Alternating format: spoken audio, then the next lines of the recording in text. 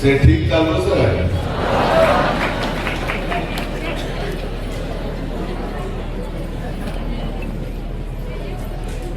हरित क्रांतीचे जनक, महाराष्ट्राचे सर्वाधिक काळ राहिलेले मुख्यमंत्री, कैलासवासी वसंतराव नाईक साहेबांच्या जयंतीच्या निमित्तानं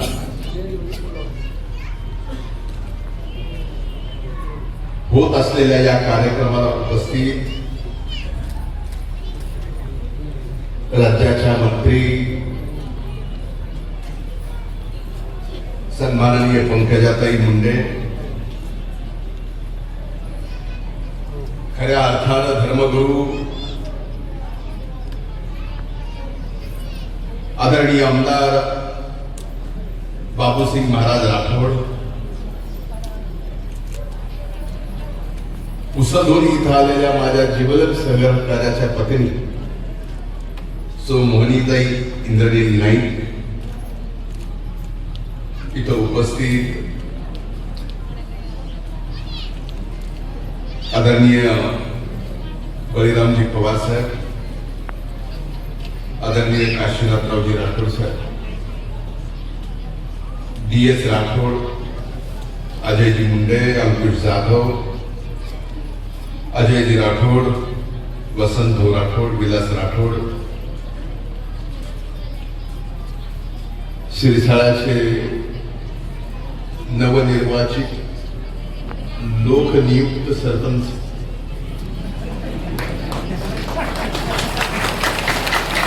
जनाब नसीब भाई, बदलो नसीब और सिरसाई,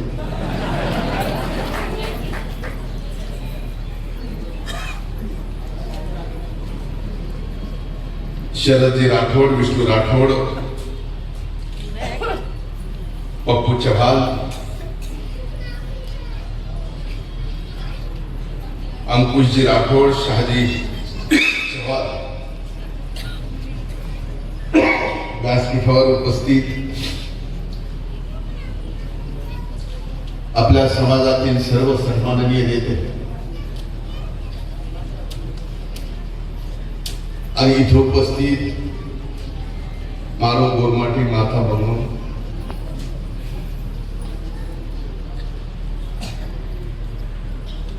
माझ्या बंधू भगिनीनो, पत्रकार मित्रांनो, सर्वप्रथम मी माझ्या वतीनं आपल्या सर्वांच्या वतीनं 113व्या वसंतराव नाईक साहेबांच्या जयंतीच्या निमित्तानं त्यांच्या स्मृतीस, त्यांच्या कार्यास, त्यांच्या निष्ठेस मी वंदन करतो आणि जयंतीच्या निमित्तानं आपल्या सर्वांना मनपूर्वक शुभेच्छाही देतो.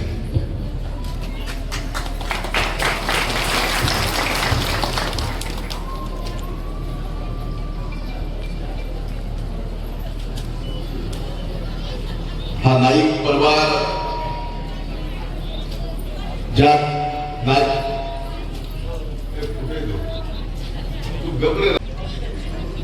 ज्या जगदंबांना आशीर्वाद दिला,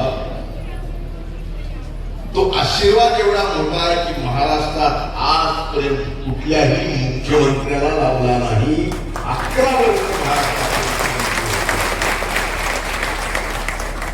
ते कैलासवासी वसंतरावजी. आपण वेगवेगळ्या त्यांच्या असंख्य कामाचं उदाहरण देतो, पण त्यांच्या सारखं खणखर नेतृत्व या उभ्या महाराष्ट्राला नाही, देशाने सुद्धा पाहिलं नाही. कारण त्या 11 वर्षाच्या त्या दुष्काळाला सामोरं कसं जायचं, माणसं जगवायची कशी, महाराष्ट्राच्या मायबाप जनतेचं पोट भरायचं कसं, हे आव्हान वसंतराव नाईक साहेबांच्या समोर 72ला 1900 होतं, 1972. पण ते आव्हान केलं. एकाही माणसाला त्या दुष्काळात उपाशी राहू दिलं नाही. उपाशी राहू द्यायचं तर सोडाच. जगाने जी नावाजलेली रोजगार हमीची योजना या देशात नाही जगात पहिल्यांदा तुम्ही आणली असेल तर ती कैलासवासी वसंतराव नाईक साहेबांनी त्या महाराष्ट्रात.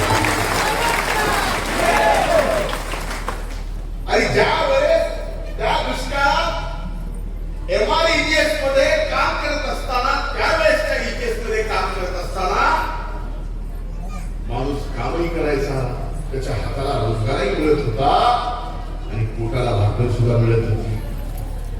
ज्या वेळेस ही योजना जगभरात प्रसिद्ध होऊ लागली तर जगातले अनेक देश आणि त्या देशातले सरकार या वसंतराव नाईक साहेबांनी महाराष्ट्रातल्या मायबाप जनतेसाठी दुष्काळात चालू केलेल्या EGS योजना बघायला येते. आपल्याला ही किमया वसंतराव नाईक साहेबांनी स्वतःच्या कणखर नेतृत्वात या महाराष्ट्राला दिल्या. फक्त दुष्काळाला सामोरे गेले. हा महाराष्ट्र दुष्काळात बाहेर काढला. दुष्काळात महाराष्ट्र बाहेर पडून दुष्काळाचे मुख्यमंत्री म्हणून ते प्रसिद्ध झाले नाही. त्या दुष्काळाला सामोरे गेल्यानंतर पुन्हा या महाराष्ट्रात असा भयंकर दुष्काळ आला नाही पाहिजे म्हणून हा महाराष्ट्र हरित केला. आणि या महाराष्ट्राचे हरित क्रांतीचे जनक कोण तर त्यांचं नाव कैलासवासी वसंतराव नाईक साहेब. पुन्हा म्हणून अन्नधान्याचा दुष्काळ या महाराष्ट्रानं पाहिला. पाण्याचा दुष्काळ पाहिला असेल. 72चा दुष्काळ कसा होता आमचा तो जन्मही झाला नव्हता. 72चा दुष्काळ सांगणारी कुठे असतील कसा होता तर 1972चा दुष्काळ त्या दुष्काळाच्या इतिहासाच्या बाबतीत मी जेवढा वाचलंय जेवढा अभ्यास केला त्यावेळेस तो दुष्काळ पाण्याचा नव्हता, जनावरांच्या चाऱ्याचा होता, अन्नधान्याचा होता. त्या दुष्काळातून हा महाराष्ट्र बाहेर काढला. पुन्हा म्हणून अन्नधान्याची कमी या महाराष्ट्रात कधीही कमी पडू दिली नाही असं कणखर नेतृत्व कैलासवासी वसंतराव नाईक साहेबांचं. म्हणून त्यांना हरित क्रांतीचे जनक. मुख्यमंत्री असताना अधिकाऱ्यांना कागदपत्री फार काय महत्व द्यायचं नाही. अधिकाऱ्यांनी महत्व द्यायचं असेल तर शेतकऱ्याच्या शेतातील पिकाला महत्व दिलं पाहिजे. म्हणजे प्रशासनाने शेतकऱ्याच्या पिकाला महत्व दिलं पाहिजे, शेतकऱ्याला महत्व दिलं पाहिजे. एवढं प्रेम करणारे मुख्यमंत्री शेतकऱ्यांवर ते म्हणजे वसंतराव नाईक. मी म्हणलं की या नाईक कुटुंबावर जगदंबा मातेची कृपा आहे.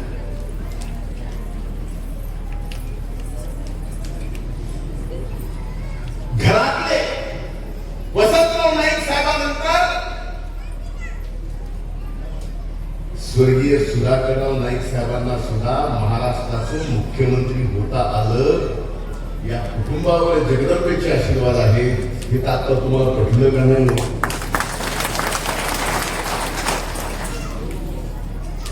त्याच्यानंतर आदरणीय मनोहर नाईक साहेब आणि आता स्वर्गीय अजितदादांनी माझे जीवलग मित्र इंद्रनील नाईक साहेबांना या ठिकाणी महाराष्ट्रात मंत्री केले. म्हणजे किती नशीबवान घराणा बाबूसिंग महाराज. आम्ही किती नशीबवान दोघं आहोत आम्हालाच माहिती.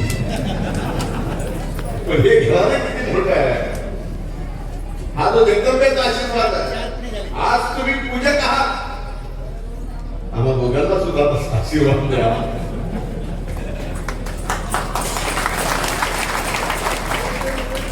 दोघं मंत्री झाले तर समजा एखादा घरी बसवलं. पण एक व्यक्ती आहे अंकल्याताई असो मी असो माझे असंख्य सहकारी असो पद प्रतिष्ठेपेक्षा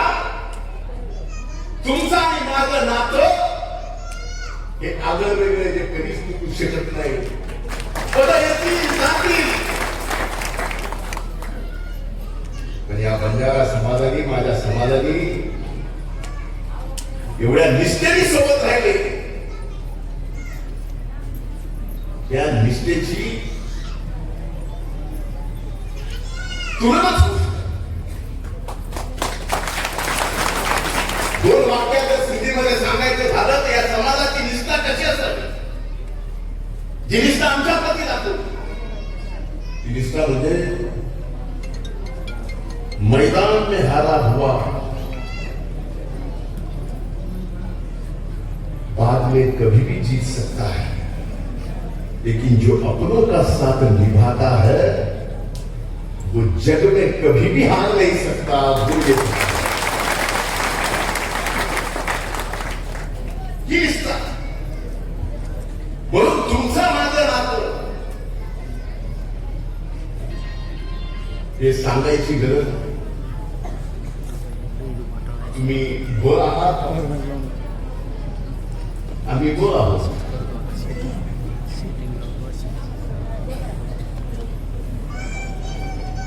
आता याच्या पलीकडे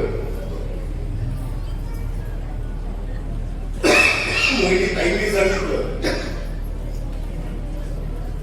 गुजरात, कर्नाटक, तेलंगणा, महाराष्ट्र, तसं बंजारा समाजाचं, तसं बंजारा समाजाचं इथं एनटीडी, तेलंगणा एसटी ही परिस्थिती. मी स्वतः आपण साक्षीदार आहात, ज्यावेळेस बीडला मोर्चा निघाला त्या मोर्चात मी तुमच्या सोबत रस्त्यावर बसलो होतो का? बसलो नाही. आपल्या मागणीच्या बाबतीत समजावून बोललोच नाही. ही वस्तुस्थिती आहे. आज हा समाज पूर्णपणे बदलतो. पण आजच्या कार्यक्रमाच्या निमित्तानं अगोदरच उशीर झाला. एक गोष्ट, एक वचन आपण आज घेऊ. कैलासवासी वसंतराव नाईक साहेबांच्या या जयंतीच्या निमित्तानं आपण सर्वजण एक वचन घेऊ. 4 गोष्टी. एक, आपले प्रत्येक तंडे हे व्यसन मुक्त करण्याचं पहिलं वचन घ्यायचं.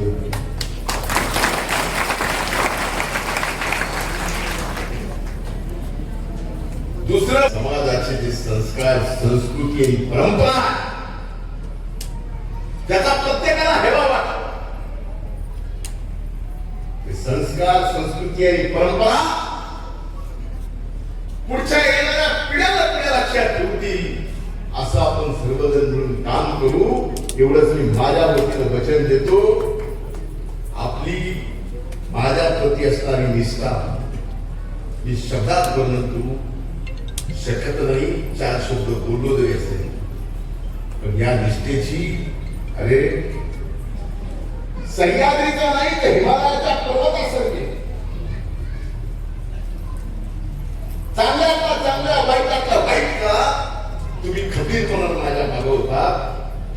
त्या उपकाराची परतफेड आम्ही कधीही करू शकत नाही. आई असली, मी असली, आपल्या उपकाराची परतफेड होऊ शकते आणि ती परतफेड करायची नाही का? कायम शेवटच्या श्वासापर्यंत तुमच्या उपकाराच्या खाली आम्हाला जगायचं, तुमची सेवा करायची. त्या सेवा करण्याचे वचन या निमित्तानं देतो. पुन्हा एकदा वसंतराव नाईक साहेबांच्या 113व्या जयंतीच्या निमित्तानं आपल्या सर्वांना शुभेच्छा देतो. खूप खूप धन्यवाद. जय हिंद, जय महाराष्ट्र.